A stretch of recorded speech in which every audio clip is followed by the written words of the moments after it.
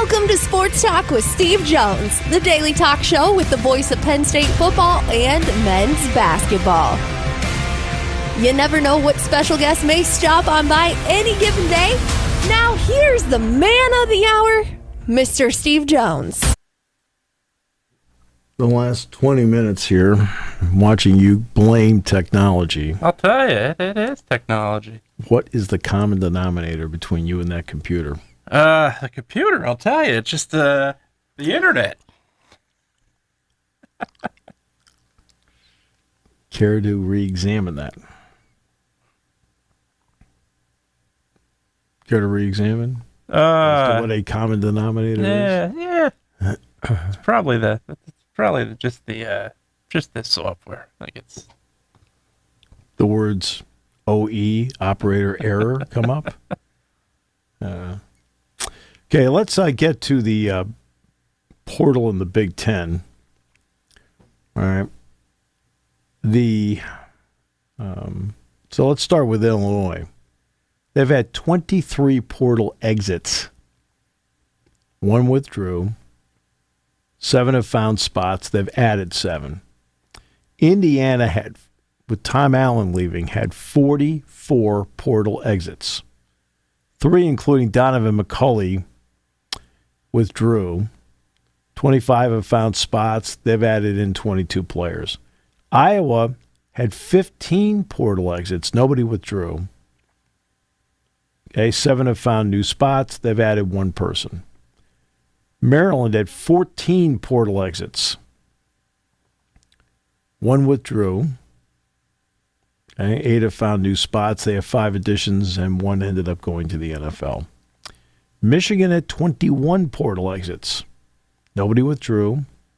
8 have found spots. They've added 3. Then there's Michigan State. We said Indiana had 44. Michigan State has had 48 portal exits. Now, it turned out that 8 ended up withdrawing. 20 have found new spots. They've added 16 through the portal. Minnesota with 17 portal exits. None of them withdrew. 10 have new spots. They've added in 12 themselves. Nebraska, 13 portal exits. 1 withdrew.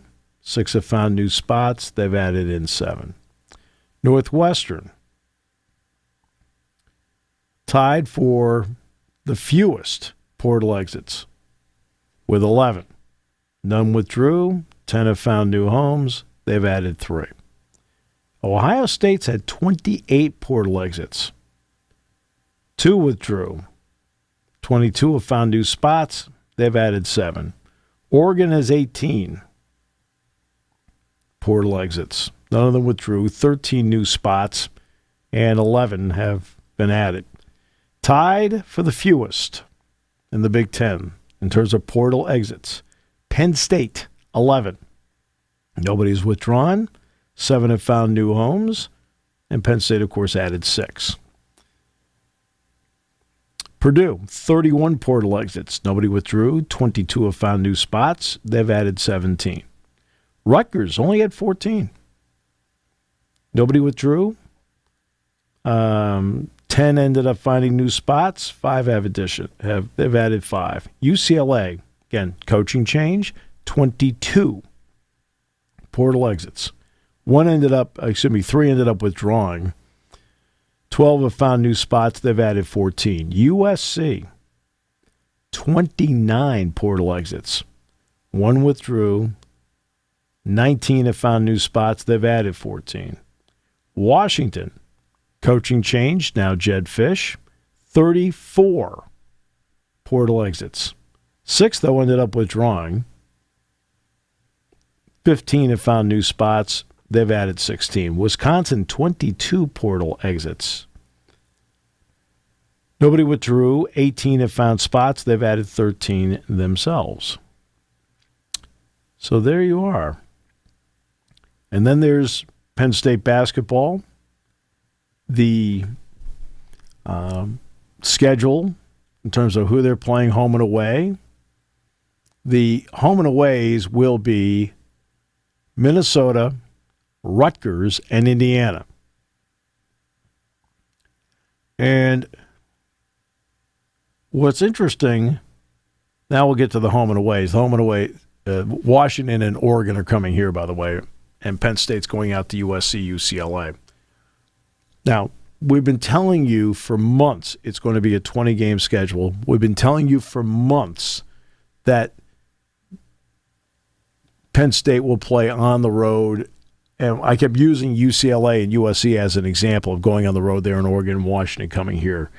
That was only as an example. That wasn't any sort of inside baseball. It just turns out that's the way it turned out. But I use it as an example that you're going to go out and make a trip. Now, that part hasn't been resolved yet in terms of the dates and times, but there's no way that you're going to sit there and logically tell me that that's if they do it differently, that's bad. But they won't. Because, when it comes to the scheduling part, for the most part, football, I give them credit. I thought the football schedule came out fine over 5 years. I mean, there's still be something squirrely in there at some point because it can't be perfect. But I thought they did a good job of scheduling. Well, same thing with this basketball part. And let's start with this. You're not playing USC and UCLA, either one of them, in December. Because if you play a game, it is going to be, if you're going to play two games, one is going to be home, one's going to be away. So guess what? You're not playing them, right? It'll be traditional Big Ten opponents in December. So Indiana, Minnesota, Rutgers, home and away. Here at home, Maryland, Nebraska, Northwestern, Ohio State, Oregon, Washington, Purdue. The away games, Illinois, Iowa, Michigan, Michigan State, USC, UCLA, Wisconsin. So that's how Penn State basketball will have its Big Ten schedule. And then they'll put dates, times, and TV later. So that's what they're doing. Carter Starace coming back. Looks like he may kick it up to 197, but he's looking for a fifth national title. Unprecedented, I think, too, and that's something that's not... I think there's a chance... Ever's a long time, but I think there's a chance that may never happen again. So that's why. That's, I think, why it's... So you're counting on never having another pandemic? Not necessarily, but I think there's a chance. I mean, look. I know that I think it's a distinct possibility. You're a carrier. All right, so... What? What, do you want me to say Jerry was? But no, it's obviously Jerry Valeri, it's carrier. And, you made this point. Typhoid Jerry. You made the point, not the exact point, but the point kind of tying to it where NIL is a factor in a lot of these guys that are going to come back. And there's no question about it. NIL has its flaws, and a lot of them. But on the flip side of it, it has also made college sports better to an extent. It's made it worse, yes, but it's made it better in a lot of ways too, and that's because a lot of these guys that would not come back typically are coming back. Yeah. Well, they are coming back. College football and college basketball are actually older now. This, by the way, was the fewest early entries into the NFL draft since, I think, 2010. There's 53 early entries in the NFL draft this year. It's the fewest since 2010. NIL definitely plays a role there. You're seeing fewer and fewer players enter the NBA draft. Right? Because same story. Now, Cam Christie of Minnesota he put his name into the draft, and I think he's going to stay in the draft. I think he'll be a late first round, early second round pick, but I think he's going to stay in the draft. But he did put his name in the transfer portal under the category of do not contact. It's kind of like your life. Well, I say do not contact because of all those hate mails. Like, just they add up after a while. we'll get a hold of Terry Wilcox and we'll get cease and desist. My goodness. These are your people. I know. How do I associate with these people? My goodness. You're kind of like a walking Lifetime movie. Here we go. Under the category of your people.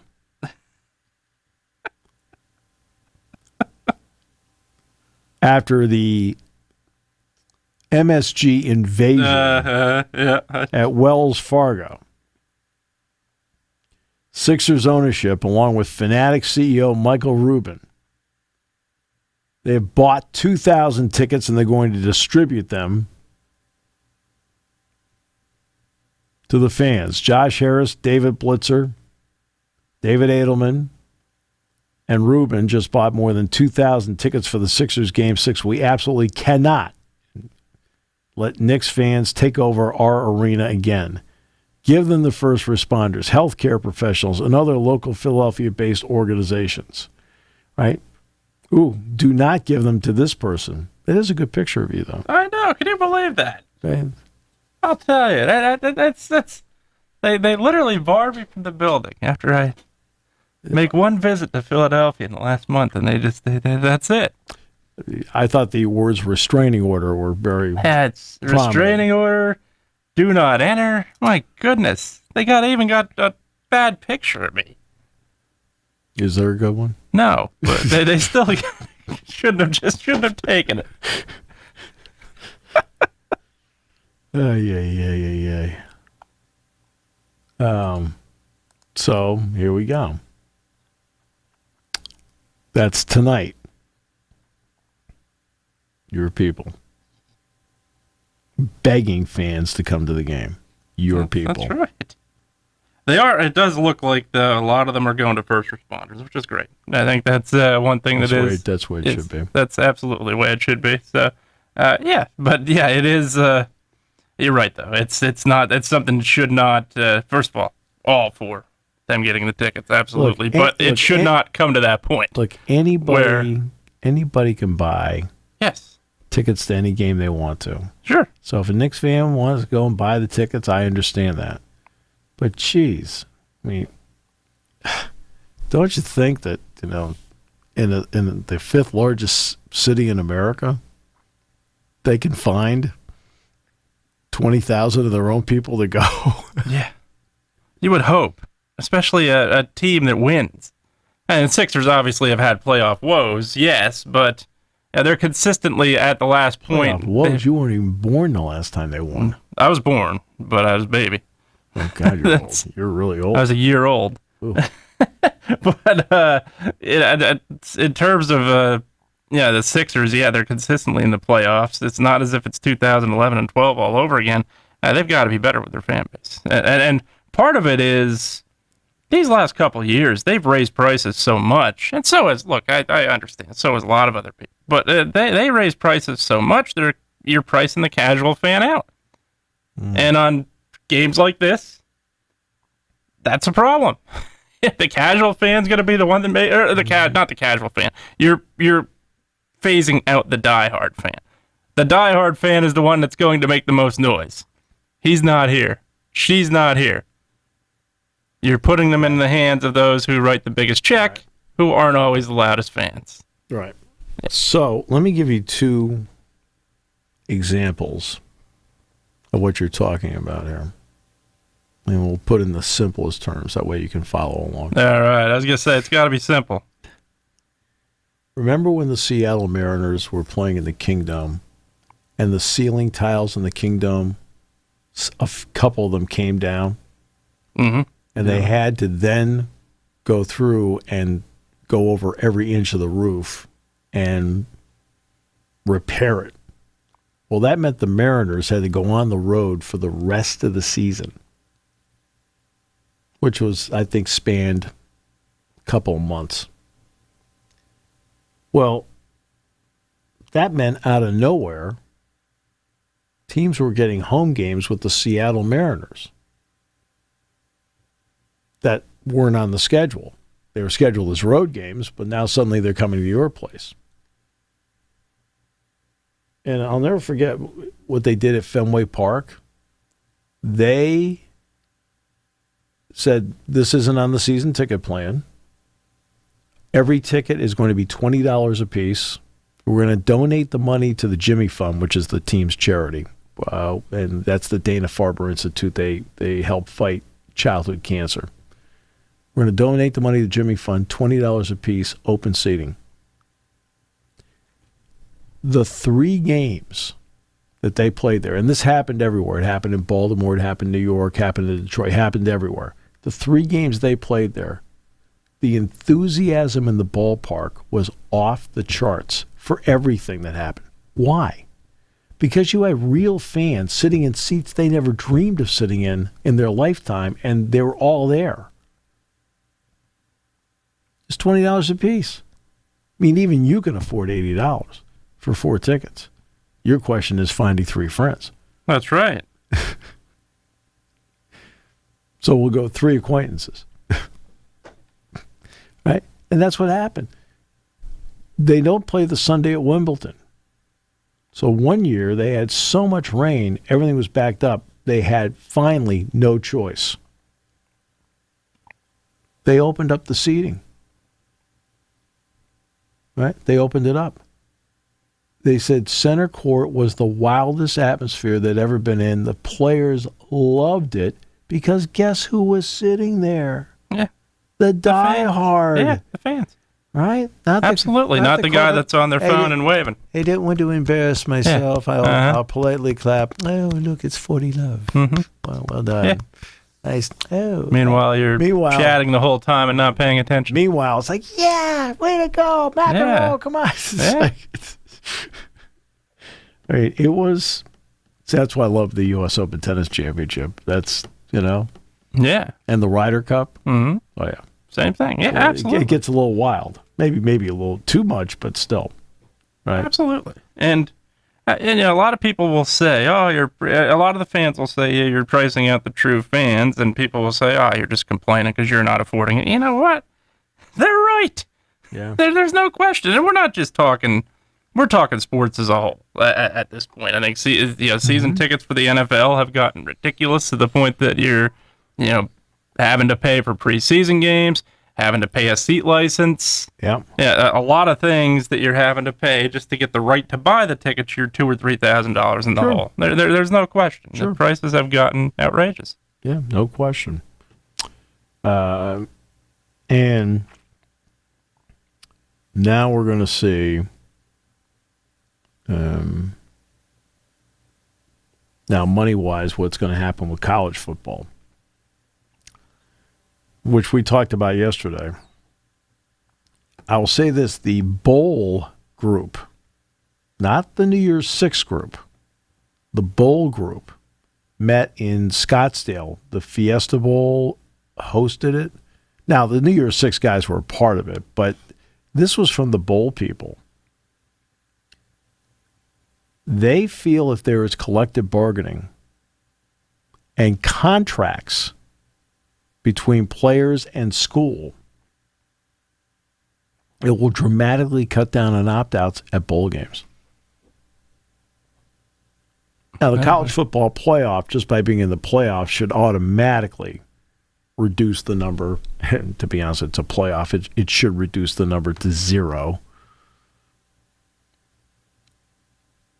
I mean, you opt out of a playoff game, am I going to draft you?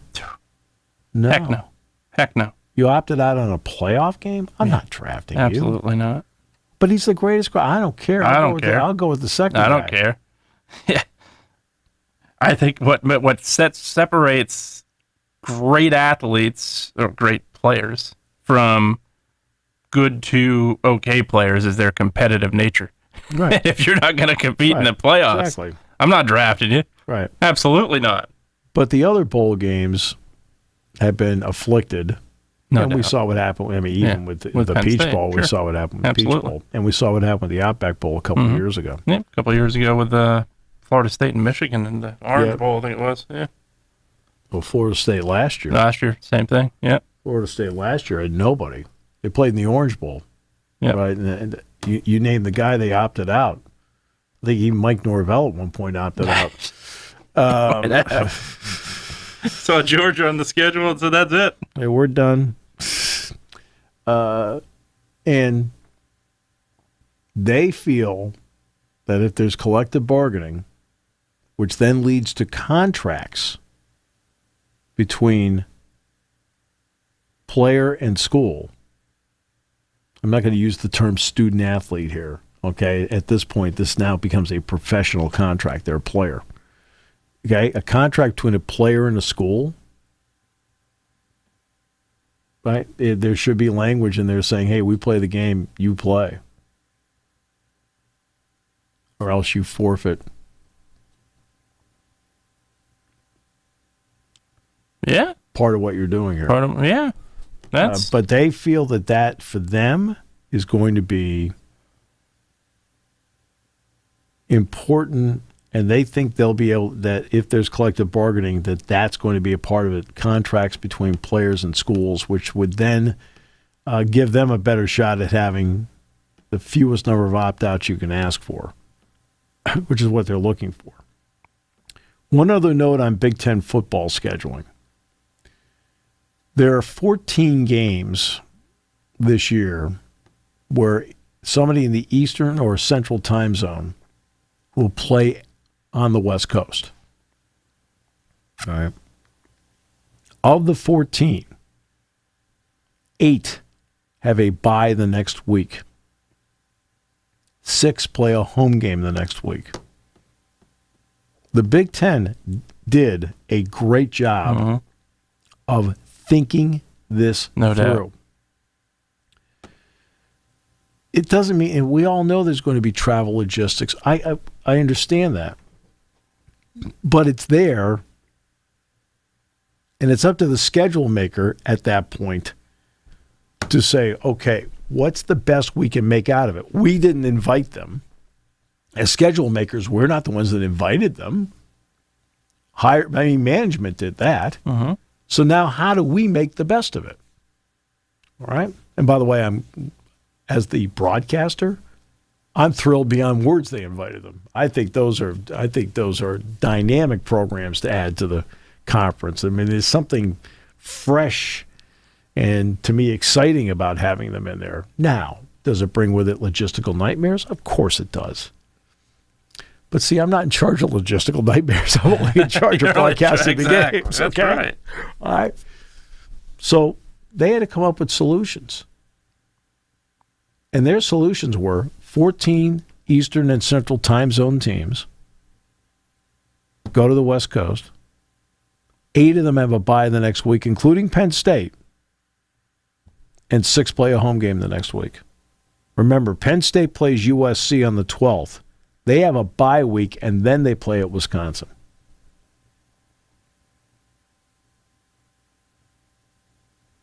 Well thought out. Now we'll see what they do with basketball. Yeah. And by the way, in basketball, I checked this yesterday. If you're wondering, I thought they were going to regionalize more on the home and aways. I thought maybe Penn State, Rutgers, Maryland, and then pick a third would be regionalized. It turned out it was only Rutgers, Minnesota, right, and Indiana. Okay, look, that's fine. It works. But I did check USC, UCLA, Oregon, and Washington. Okay, who are their 3 home and aways? And it's all against each other. Their home and aways are all against each other. They don't have any home and aways with the other 14 schools in the conference. So their home and away schedule is more traditional to what they're used to playing. USC will play home and aways with Oregon, Washington, UCLA. UCLA against USC, Washington, Oregon. Washington will play Oregon, USC, UCLA home and away, and Oregon will play, Oregon will play Washington, USC, UCLA away, home and away. So again, let's give the Big Ten a lot of credit. That was Absolutely. well thought out. That was well thought out. I was asked when I was in Florida whether you'd be going down there. And when I told them no. I can't believe the ovation. My goodness. You would have thought Dan Marino won a Super Bowl. I mean, everybody stood. I was asked about going to 20 in the Big Ten. Well, naturally, I'm in Jacksonville and I'm in Daytona Beach. So both places I got the question. So if you're in Jacksonville and in Daytona Beach on consecutive days, and Florida State's down there, right, they're going to ask about it. And I said, and my answer was this. I'd like to see how 18 works first. Then I'd like to see. Yeah. Right. Okay. If you make this work, okay, can you make 20 work? It's a logistical nightmare getting the 18 to work.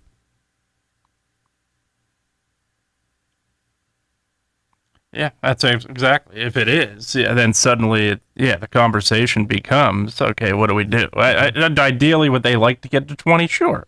But I think when you look at it really where,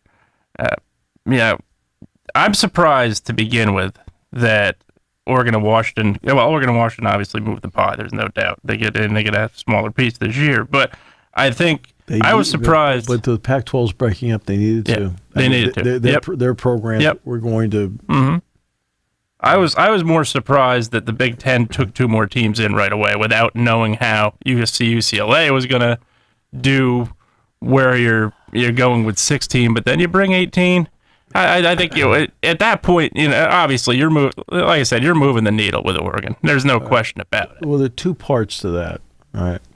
One is, remember, the year before this happened, the Big Ten vetted both Oregon and Washington. So that element of the, quote, the paperwork was done.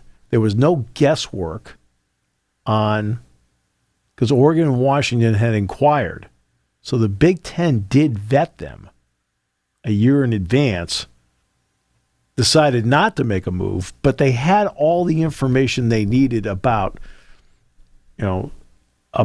Eugene, about Seattle, about academic fit, about their athletic programs, about, all these things that they needed and which boxes each one of them checked.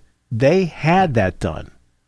So when it came time for the mad scramble that happened last summer, when it looked like the Pac-12 was going to get a deal, then the deal fell through because everybody looked around and said, this deal stinks, right? Essentially. And what happened was Apple was going to give them, I think, $23 to $25 million per school, but they wanted it exclusive. And Apple's a tough negotiator, by the way. They have been on every thing that they have, whether it's MLS or Major League Baseball, whatever. Yep. They've always been a tough negotiator. Sure. They don't bend that much, and they really weren't bending on this. And I think that this is, that's what helped when it came time when the mad rush happened. The wheels are coming off the wagon. The Big Ten already had them handled. And I give Tony Petitti credit, going to Fox and saying, hey, look, we want to do this. We think it's in your best interest. And Fox agreed it was in their best interest, but, we're not going to bring them in at a full share because that now becomes that, that's a lot of money. Absolutely. So right now, essentially, you have 17 shares. And remember, Nebraska, Rutgers, and Maryland were integrated on TV shares in. Right, the only ones in expansion that had not been were Penn State, USC, UCLA. They were full members automatically day one. Okay, in terms of the distribution, Nebraska, Maryland, Rutgers were integrated, and here's Oregon and Washington in the same boat. And that's because of the timing of it. Timing means everything. USC and UCLA not only had especially USC with the power behind them of being a power brand, Los Angeles market, everything that goes with it. Then you add in UCLA. But when Mike Bone, and I think he called Mark Silverman, but okay, I'm not quite sure who at Fox, but I think it may have been Mark Silverman. All right. And said, hey, look, is this possible? At that point, Fox was already leading the negotiations. Right? It was interesting because Fox had a seat at the table during all the other negotiations with ESPN, CBS, NBC, right? So they were in the midst of the negotiations.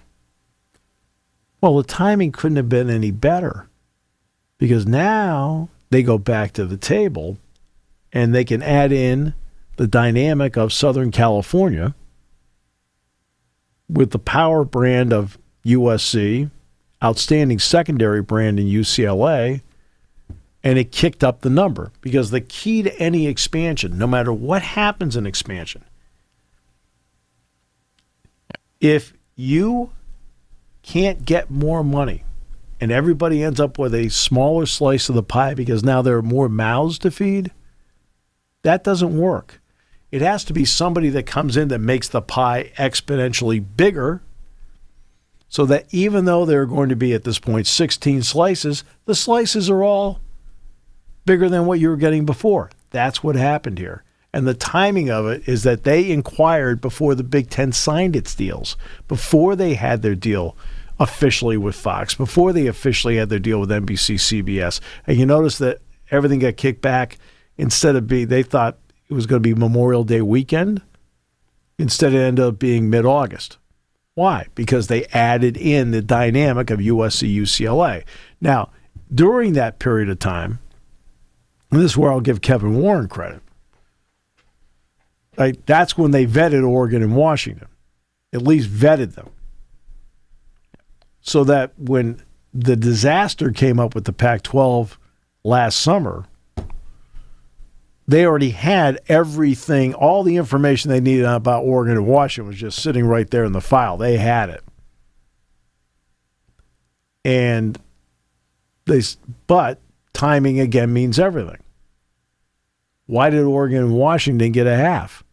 Or at least in that neighborhood, whatever the number is. It's roughly half. Why? Because they'd already signed the contract. Yeah. USC and UCLA got in before anything was signed and kicked up the number.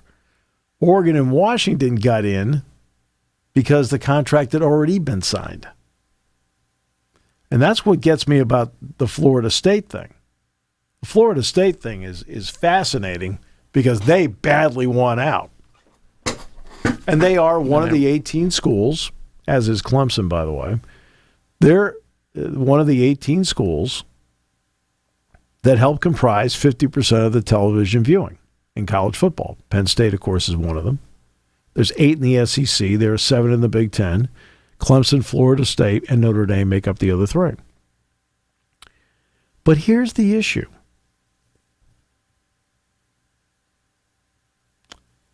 The issue is simple. If Oregon and Washington are getting half, what are you getting?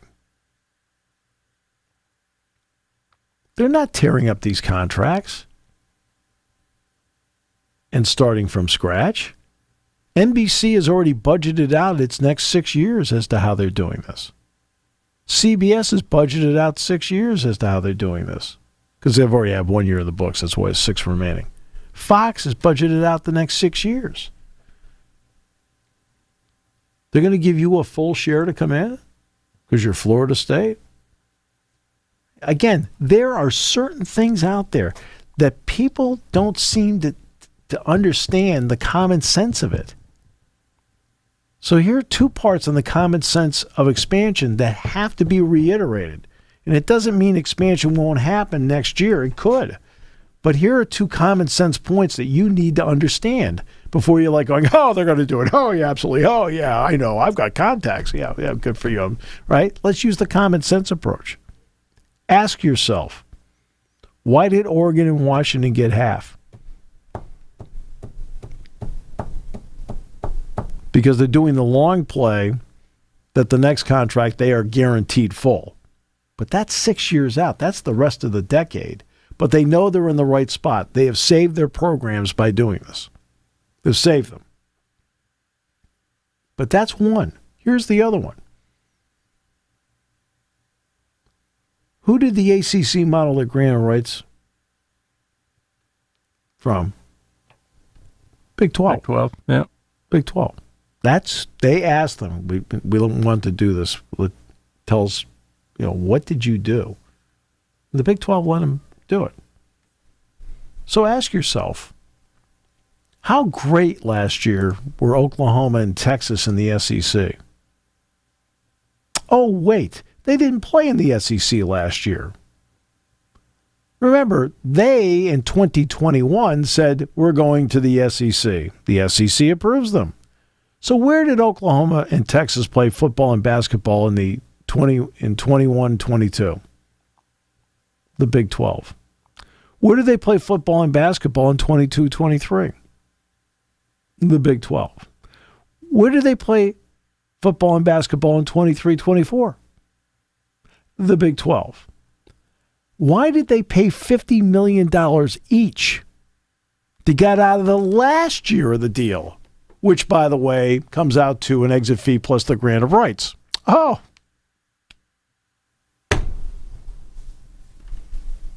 Shocking, isn't it?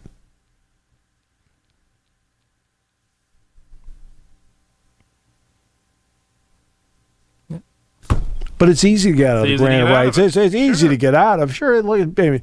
It's not as if Texas doesn't have money to hire the greatest attorneys in the world. Or get enough money in return to hire. Right. Or just look around and say, you know what, the heck with this. We can afford to get out of this now ourselves. Yeah. Yep. No. They played 3 years in the Big 12 and didn't make the move to get out until the last year of this contract, negotiated between the two sides, but it was 1 year, not 4. Hey, this deal with the ACC goes through 2036. You got 12 years to go. And ask yourself, they'll go to the Big Ten. Okay, well, they're getting, 30-some-odd million right now per year out of this? Well, guess what? They're going to get the exact same number of the Big Ten. They're not going to give them a full share. If Oregon and Washington are not getting full shares, they're not giving this outfit a full share. You already have your TV deal. Mm-hmm. And my understanding is the SEC contract with ESPN does not have an escalator in it. The Big Ten has one exception on escalator. Guess who it is? It's Notre Dame. Notre Dame. Yeah. Yeah, Notre Dame would be the one, literally, that I think you throw anything out. If there is ever a chance that they come available to get into the conference and they're ever willing to split their revenue, which is going to be the big if, yeah, absolutely. I think you do whatever it takes to get Notre Dame into your conference in any way. No, I mean, they just signed their deal through 2029. They're all set. They're set, yeah. Yeah, they're set. Mm-hmm. I mean, they're going to have their deal. Yep. And the other part of it is they do hurt themselves a little bit with the playoffs, because I suspect you're not going to get higher than a 5 seed if you're Notre Dame, even if you're undefeated. Yeah. Because you're not in a conference. But again, it's a common sense point of view. You already have circumstances that have arisen among 4. Okay, so now let's go back to that 18. All 4 of these schools are in that 18. Texas, Oklahoma, Washington, and Oregon. They're all in it. Okay? Oh, the newcomers, by the way, coming in the Big Ten. The one that's not is UCLA. Right. Okay. But they're all in it. 2 of them had to play in their conference 3 years before finally negotiating an exit fee for the grant of rights and the exit fee at $50 million each to get out of the last year so they could play this season. Oregon and Washington made the move in part because their conference was disintegrating before their eyes. And guess what? They found the Big Ten lifeboat. But by the way, it may not be, right, the Royal Caribbean, but it's a pretty good-sized boat. It just isn't as big as, right? So if they're getting half, and they're in that same ratings category as Florida State and Clemson, and Texas and Oklahoma, which are in the same ratings category as Florida State and Clemson, had to buy out the last year after playing 3 more years in their conference. What does that tell you here? That's got to at least tell you something. Sure. And the Big Ten just put together they put out 5 years of football schedules. 5 years. With 18 schools. As a conference, you're sitting there going, you know what? I'm comfortable about where we are right now. We can make this work. But I want to see how soccer works. I want to see how volleyball works. I want to see how softball works, and baseball, and women's gymnastics, and women's lacrosse. I want to see how all of those work. I want to, wrestling's no issue because, the 4 schools on the West Coast don't have wrestling. Right. But how does women's basketball work out? I mean, there's a lot of things that logistically you have a lot of sports that you have to take care of. And then on top of it, you got this $15 to $20 million settlement fee coming up per school. That would be a yearly basis of money that would be allocated to athletes as a possibility.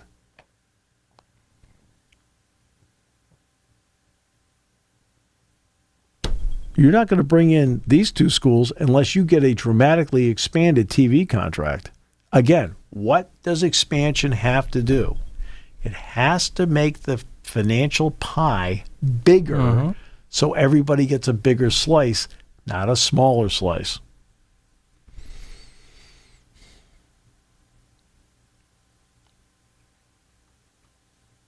And there aren't a lot of teams that can do that right now. No. There aren't. No, well, these 2 can't. No. They think they can. No. Right? If they thought they could, why are they getting the ACC contract? Mm-hmm. I mean, yeah. They're not going to get full shares of the Big Ten or the SEC. There's no way. You go back to because they already have their deals. Well, and the other part of it is, also, I know money talks, but the Big Ten has an outstanding reputation, and I would question whether or not they would take a university that isn't accredited. And talk about AAU? Yeah, AAU certified. So I don't know if they would take Florida State based on that. I could be wrong. I don't know what they think at all, but I think when you look at that, I think that plays a role. Look, I understand why Florida State feels the way it feels. Sure, I don't think there's any doubt. They're sitting Same there. with Clemson. They're both sitting there right now, and they're gonna fall $30 to $40 million per year behind the next 6 years. So you're now talking falling behind $180 million, okay, to $250 million behind over a 6-year span. That's 6 years. You're way behind at that point. So I understand where they're going with this. Right? And that's going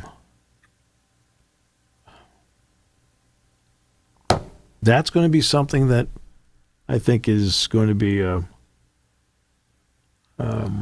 interesting moving forward. By the way, a quick tip of the cap. Mike Gorman, 43 seasons, voice of the Boston Celtics on TV. Last night was his last game. Final one, yeah. Because local broadcasts do not do beyond the opening round. Yeah. 43 seasons of brilliance, set a standard. Mm-hmm. A real pro's pro, better guy. I think last time Mike was here for a game was he came out and see the Michigan game. But just phenomenal pro. And it's always interesting that the guy that helped open the door for him was Gil Santos, and everybody knows that the 4 years I worked with Gil Santos and John Grant, by the way, helped lay a foundation for me that I can't even begin to tell you how invaluable those guys were to me. But, yeah, so Mike, congratulations. As for your team... What?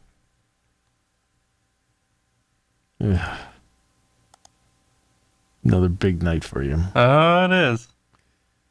I can see you pacing now every time Embiid touches the ball. And pacing or taking a deep breath? Yeah.